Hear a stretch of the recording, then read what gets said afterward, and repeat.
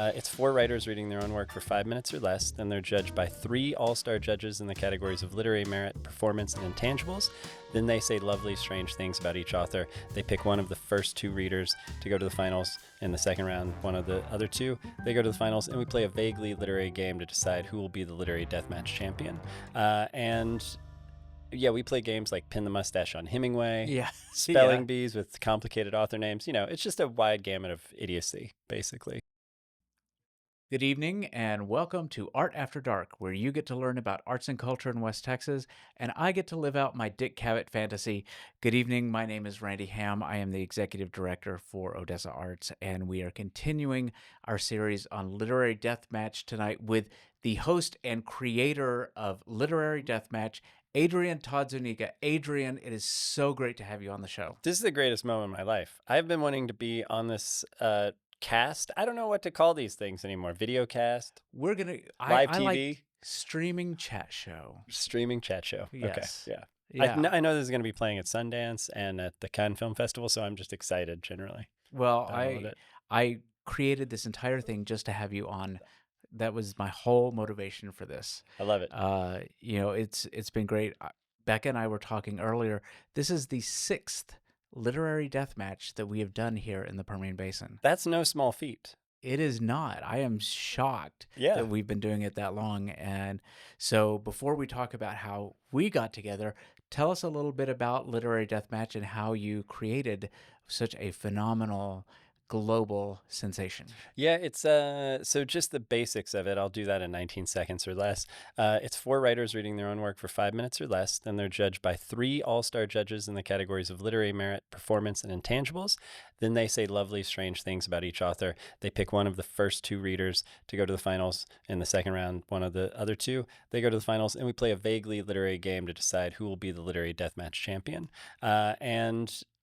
Yeah, we play games like Pin the Mustache on Hemingway, Yeah. spelling bees with complicated author names. It's just a wide gamut of idiocy, basically. And to answer your other question, it started in New York in 2006. Me, my partner at the time, and a friend of mine who's very funny, we just sat having sushi and we're like, readings are boring. Like, how do we make readings not boring? It's not that readings are truly boring. I love readings. Yeah. But like, how do we make Accessible. sure accessible?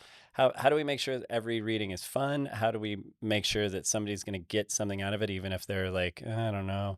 And so that was sort of where the judges came in, the idea of bringing in celebrity judges. Moby judged the first ever literary death match. What? Yeah, pretty wild.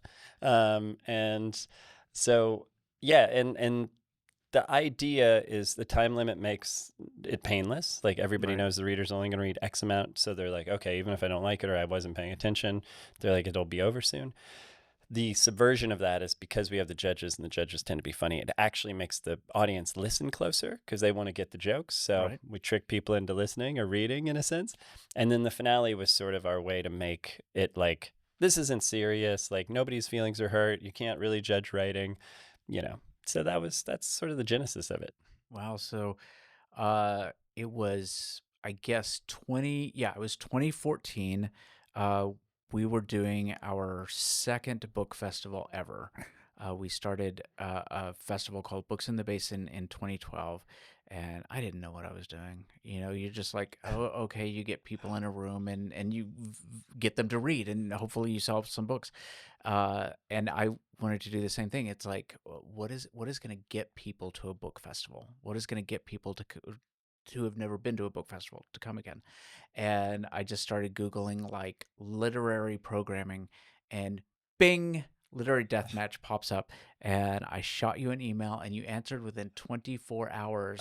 Amazing. And what an era that was. Right? Yeah. Yeah. It was easy to get through the noise back then. Yeah. And so we had our first Literary Deathmatch at the Yucca Theater in Midland, Texas. And Jeremy Kratz was one of the competitors. One of the greats. And he'll be back for this literary deathmatch here. And it started what was a fantastic tradition here that has been just phenomenal. It's one of my favorite things that we do every year. And we just, you helped me bring in such a great lineup of authors every year. The lineup we have for the show, where I don't know when this will appear, so I don't want to spoil it for anyone, but it's tonight or tomorrow night. Yes. And just like I mean, Jeremy's an extraordinary talent and just Yeah. a wonderful human. And Yes. one of my favorite things about coming here is that you always pull in authors I don't know about and that I'm embarrassed that I don't know about. Like Elizabeth Wetmore is a perfect example. Like her book is extraordinary and like has blown up, and I'm like, oh, I didn't know who that was, and I'm like, oh, that's on me. Like I Yeah. always love Right. that. Like, I'm like, okay, I gotta pay more attention. But then there's like the big hitters like James Wade. Yeah. He was just on the show, Man, what a and legend. yeah, right. And funnily enough, I didn't know about James Wade until Becca introduced me to Yeah. him, and I was, she is when you're looking for authors that are in Texas, she is one of the best resources. She's Oh, like, I know who you need, and she'll so send me a good. list, and it's just phenomenal. Yeah. And we just have a really great time here every time that we do literary deathmatch.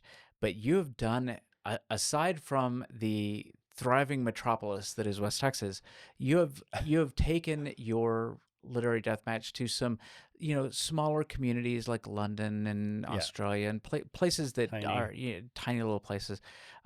What has the response been kind of in the different communities that you've gone to? Yeah, it's really wild. Like, what's interesting is because we started in New York, and then I did a lot in London, and then I moved to LA, uh, and then San Francisco. We've done more in San Francisco than anywhere else. That's like the Oh most wow. extraordinary supportive community. I Hmm. kind of call it our, I forgot what I call it, but it's like our home, but I forget because I just flew. I Yeah. woke up at 5:20 a.m. So I refuse to be held accountable. A spiritual home is what I call it. Yeah. And so those cities actually made it mean that if we went somewhere smaller, then people felt cool, I think, Yeah. which is it's kind of dorky, but I think that was the sense. So if we went to Minneapolis, it was like, oh, that's really cool. But then when we come to even smaller places, then they're like, oh, wow, we're part of this, right? And it creates this really fascinating fabric because for me, going into any community, I'm like, we don't fly people in, we don't bring people in from out of town very often. It's more just like who's around, like Yeah. who can represent this community. And in smaller places, like people come from farther out, but it's like we wouldn't have found certain writers if we didn't go to certain places. And that's like a really extraordinary thing that I love. And like what like at a certain point I was traveling all around the world because I was like, well, I'm going to London, what else could I do? Right. And it's one of the great money losing schemes ever. But one time we did it in Helsinki, and Oh wow. yeah, and we were looking for a big judge, Hmm. and a friend of mine was like, Jeffrey Eugenides is in town. I hope your events don't conflict. And I was like, oh crap, he's not. That's not helpful. But Yeah. his was 2 nights before ours, and I had met him at the National Book Awards. We sat together at a bar at the after party and just had a great chat. And so I emailed him and I was like, hey man, remember a million years ago when you said invite me, I'll do it. And he was like, okay. Oh So my God. he judged intangibles at a show where I spoke English, he spoke English, and everybody else spoke Finnish. So we didn't really know what was going on, but it was like this extraordinary thing. And people were so excited just to hear him talk because they speak English there. Yeah. But like, oh man, it was great. And there's this other extraordinary thing that happened in Finland that it's like I could tell you something amazing that happened in almost all of our 555 shows. There's just something that sticks out where I'm like, oh, that never happened before. Literary deathmatch is like baseball. It's like there's always something that you're going to be like, has that ever happened? And I'm like, no. So Wow. this one time, this woman came up and read, and I was standing in the back of this beautiful theater, and she read, and people were losing their mind. Now, this was a woman who had won the equivalent of the Pulitzer Prize in Finland, so it was really cool to have her. But people were like really losing it, and I couldn't believe it. And this woman that I knew was in the third row, and she kept looking back at me and seeing me being like, I love this, but I don't know what's going on. So she snuck back. She's like, do you know what's going on? I'm like, I have no idea. And what had happened, the woman stepped up to the stage and she said, I can't believe I've done this or agreed to do this. I'm going to read poems I wrote when I was 10, so I definitely lose. And the extraordinary thing my friend said was that these poems were like clear, like bases for that's not a word, I don't think. Basic bases, I don't know, for the work that ended up making her an award-winning novelist. Like the same themes and things, but they Oh were just wow. simple and sweet and cute. Yeah. So people were just dazzled and yeah, ended up she won the whole thing, of course. But Of yeah, course you did. it was just great. Yeah. Oh, it's amazing the caliber of the writers that you can find when you're just kind of looking in the neighborhood, like you said. Yeah. But you've done 550 shows. 555, I think, as Wow. of today. Yeah. Oh, So, so we're gonna be number 555. Okay, that's or a 556, 556. maybe, or Okay, 555. okay. So that means, well, let's see. If we've done six of these, then you did 550 other places, and you'll have done six of them Yeah. here. Do you have a particular community that sticks out besides San Francisco? You already talked about that.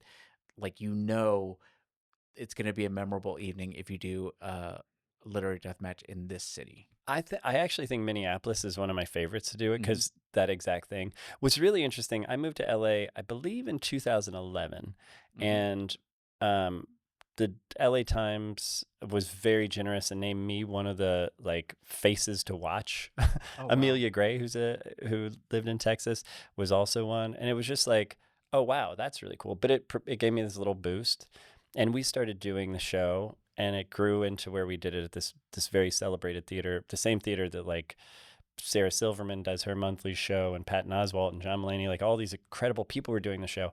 And so I was able to like fall into that. And I once met Nick Offerman at a George Saunders reading. Oh my I God. was amazing. And That I'm just it's mentally so putting wild. all of that together. I That's know. amazing. It's so cool. But I ended up talking to him, and I was like, hey, look, I know this is crazy, but I would love for you to do this show sometime. He's like, where do you do it? And I said, this theater, Largo.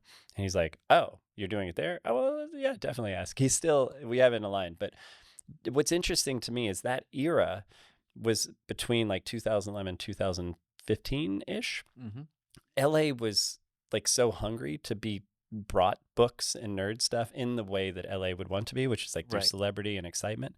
And it was really cool. But what's interesting to me now, I've since moved to London and now live in Australia, but I'm about to move back to LA. But I do question if the show will have the same impact, or like what noise we have to cut through, or where it Right. sits, right? Yeah. So I might have a interesting answer to be like, oh, we either the city doesn't want the show, doesn't need the show, or loves the show again. Like I might, and we'll see. Like, do we have a fascist regime, or do we have like, something else? And that also, I'm sure, will play into it. Like, it's Yeah. really interesting learning how the show folds in with politics and on a large And the scale. culture of just the different areas of the country and Yeah, of the world. yeah, yeah, Really, the way that you've been able to adapt the show to fit whatever community you're in is really amazing yeah, because it is not the same show everywhere you go. yeah.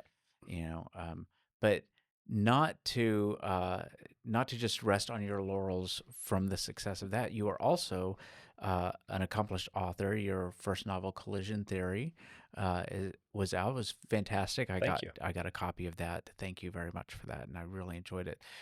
When did you start writing Collision Theory? It would have been 13 years before it was published, and so 2005. Okay. And then it was published in 2018. It's Mhm. really interesting. I didn't understand this about that novel because I do love that book, and it's written in a very specific way. And I finally pulled it off to get it published. But I actually didn't understand until after I finished it and it was published how much of a blocker it was. Like there was 13 years of experience of growth and all these things. So but I needed that book to be done. I just would go back to it and keep chipping away. And once it was finally published, it was like a floodgate opened, and just my ability to talk more in depth about politics or society or just all these things that I now am tackling. I was like, oh wow, that was that. I don't want to tell people to abandon novels Yeah. because I don't think you should. I think you should fight through it. It's a great wrestling match, but there is a point where you're like, oh, I've moved beyond this thing. So I don't know. That's a surprise answer, I would imagine. But the new book, I literally was working on the 13th edit of the final chapter that I need to fix for my agent with the hopes that this will be, win me the Pulitzer Prize. That was the aim. I'm not going to, but it's cool. It's a fun try. Listen, if somebody can come to Literary Deathmatch and read the poems that they wrote at the age of 10 to lose and then win, I think there's every possibility in the world you could win the Pulitzer Why Prize. not? I Why mean, why not me? right, exactly. I mean, lots of reasons, Put but it out there in the universe. exactly. It's always great to strive for those things. Yeah. Anyway, Well, so I will say, like a week ago, I needed to edit 4 chapters, and a week ago, I was just like, "I can't do it. I think I'm gonna make them good enough, and I'm just gonna turn it in, and my agent will just have to be like, okay." And of course, I was like, "No, you can't. This is a 7-year project. You can't give up now." It's Mhm. really interesting how, athletes, they're always like digging deep and toughing it out. And I was like, Yep. man, I was just like, I'm good. And I just had to yell at myself. And then I was like, just get in there. You're so close. So yeah.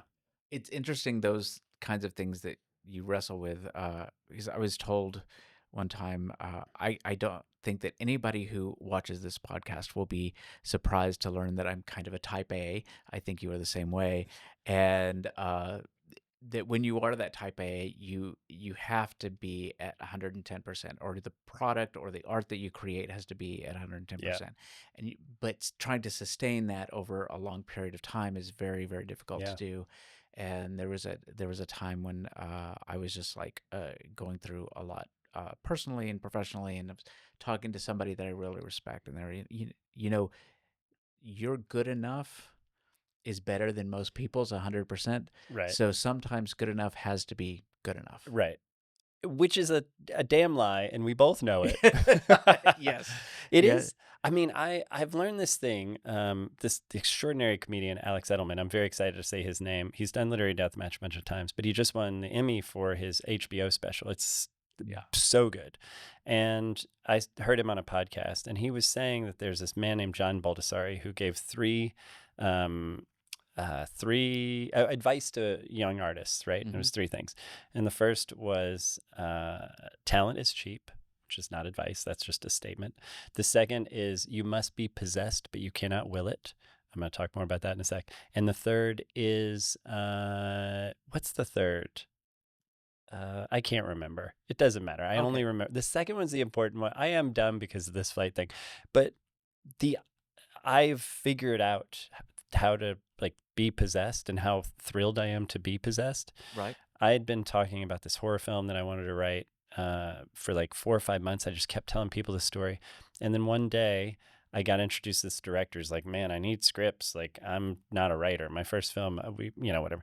And I was like, "I saw your first film. I agree that it's not perfectly written, and that's what I do." And I decided to write this movie in 5 days, and I was possessed, but I could feel my brain coming apart. I ended up writing an entire 95-page script in 25 days, which Oh my I still God. stand by, and edit it in 5 more. So it really took 30, which is kind of Wow. lazy. But like I could feel this thing in me that was just like just thinking about it all the time, and just like Mhm. I was possessed. And when I got to work on it, I was so thrilled. I was just so I was just like, this is exactly what I want to be doing right now. And so if you can find that possession, and I've noticed that that's now my obsession is like being possessed. Mhm. I'm going to be going to Wellington, New Zealand for 8 days, because when I go back to Australia to pick up my stuff, I have a 17-day gap before I move to LA, and I am going to try to write this very intimate, important story that I've been avoiding. I'm going to try to write it in 8 days, which of course we'll see how I do, but eh, I mean, my brain might come apart. it might, but it's a really great thing is to talk about that possession, because I feel that too when I hit a project that I'm really excited about, and everything else just kind of melts away. It's the And best. it's a really great area to be in Yeah. mentally and creatively. Um, but the other thing that I like to ask creatives, because we talk about uh, art as being a lifesaver or a respite for people that are not in the creative Right. industry. I like to use the analogy, we are not brain surgeons. And so we don't save lives like that. But the brain surgeon who maybe lost a patient, who goes to a performance or goes to a museum or does something that takes him out of, or her, takes them out of that day's tragedies, or reminds them of why they do what they do, is life saving in that way. So my question is, what is it that creatives do? If we're creating all the time, what is it that we do to refill that creative well? Right. I I do want to say, I don't know if you've seen the Instagram where Ethan Hawke is talking about poetry and why it's important. No. It's basically his argument is that people, there's a group of people in the world who are like, yeah, poetry, what do I need it for? Blah, blah, blah. It's a waste of Mhm. time. It's, for loser, whatever, Right. you're weak. And he makes the argument that, like, yeah, but it's there when you need it. And when you are in a struggle, when you're like, life is coming apart, the thing you can go to is that. And then you don't feel alone, or you recognize that, you're part of Right. this larger world. And I just think that's a really beautiful way to think about it. And for me, like, it's been interesting lately because moving from Australia back to America is like it's, you just think, I'm like, oh, I'm just going to take a flight on November 10th. But of course, like the packing and then all the mental stresses and all Sure. the navigation. And I have noticed that I haven't been as interested in listening to podcasts as I usually am, and I'm not as interested in watching specific films as I like to, because I'm always trying to just add like 1% on everything, Yep. because I just want to get that much better, just be that much more aware. And reading has been the thing I've done. And the thing that surprises me is I've been reading plays, Oh, which really? is like so wild to me, Yeah. because I know I can feel it making me a better writer. I read Slave Play by Jeremy O. Harris. I read um, The Lieutenant of Anishmore by Martin McDonough, and I've started reading The Heroes of the Fourth Turning, which is amazing. It was a finalist for the Pulitzer. I'd seen it performed on my TV during the pandemic, like Mhm. theaters were doing that kind of stuff. But I could have never anticipated that. But I know that sometimes I'll read graphic novels, which will get me back into reading fiction. And Mhm. this feels like this thing between film and between novel to Yeah. me. And I don't want to write plays, which is really fascinating. I'm just like, I do not need to add That one more thing. surprises me. That really surprises I me. know I love dialogue, but I've just moved into the ability to write films now. I really feel like my ambition is meeting my talent level. So I'm like, okay, let's actually go. Let's direct films. Let's try to do this thing. And yeah, where it's like music. I don't know much about music. I can't Mhm. play music. I I love the music I love, and then listen to like 3 albums a year Right. repeatedly. Yeah. But I love if people introduce me to music, and I'm so glad I don't have any musical talent, because there would have been moments where I'm like, well, yeah, I'd basically just open another creative door for Right. myself. It would all of a sudden be, Y- I'm gonna build a recording studio in my, Yeah. Oh my spare God. bedroom. No Yeah. thanks. So yeah. Yeah. I totally get that. But also, so when you are creating or when you are consuming art, like one of my big struggles is especially with literature more than anything else, but even sometimes with music or cinema or plays. If I read a good play or if I read a good book, the first thing I think of is how do I get that author here, or how do I create something, Yeah. like how do I get them into literary deathmatch Yeah. Yeah. or whatever. It took a global pandemic for me to realize this and understand that sometimes I need to just be able to consume the art for myself Right. and not try to share it with the world. Yeah. Um, have you ever had a artistic experience like that where you're like, you know what? No, this is just for me. Uh, I I guess I don't think so, because I think I'm like how you were. I'm always like, how if I see a movie where it's beautifully written, I'm like, oh my God, I gotta, like, Challengers was the first movie I've seen in a long time where it's like, whew, Yeah. I'm not good enough. I gotta get up there. And I just rewrote a film, and I tried. Like, it was such an inspiration to be like, no, go for it. Add Hmm. in music, noise, like I'll just keep adding, right? And and then yeah, so it's like, if I hear a song, I think when I listen to music, I don't think I want that person to do literary deathmatch. I think Right. music's a safe Sure. area for me. But if there's a book I read that I just love, I have a place to put all these things, to where Hmm. I'm not as obsessed with it now, for sure. Like, now I'm Right. just sort of like, eh, yeah, just Yeah. take the piece. Have you Right. seen Fun Home, the production of the Yes. right? So, Uh, like, I saw that in London. My partner at the time couldn't come, and I was devastated because I thought it was just so extraordinary. And I just remember this: the main actor is basically an adult watching her youth, right? yeah. And she's like every once in a while sketching, and that is like come back into my life and with the project I'm about to write. And I was like, oh, wow. Like I was so moved by that. And it was so incredible. I saw it 8 years ago, 7 years ago. But, and I would be like, oh man, it just made me so emotional. Mhm. I get so emotional about the idea. I mean, if you watch RuPaul's Drag Race, there's the episode where they have to tell their young selves, like, what would Oh, you tell yeah. your young self? And I'm always like just crying about that. So Yeah. I realize there's something really deep in me that is so sympathetic or embarrassed by my younger self, Mhm. or anybody. Like if somebody to look at those things, just show somebody a picture of them when they're young, and they're just like you see a change in them. And so I don't know. So that's an interesting thing that like sometimes I'll just experience it, but I'm Right. like, oh wow, why did that hit me so hard? So I Yeah. do sort of process why, and then that might come up later. I don't Yeah. know. I It, never really let it go. Mm. well, I think that's what good art should be doing anyway, is telling you a little bit of something about yourself. Right. And whether you choose to share that, with the rest of the world or not, or keep it in, is really up to the person. Uh, but we are almost out of time, so Adrian, Flown I am by. so jazzed that you were here. This has been Me too. great to have you on the show. I'm so excited about Literary Deathmatch being here again. Everybody I've talked to today has been so excited.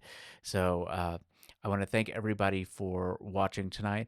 I want to remind you that we are in the middle of the fall membership drive for Odessa Arts. If you are not already a member, if you want to see things like Art After Dark and more literary death matches, become a member at odessaarts.org. And until then, thank you so much, Of Adrian. course.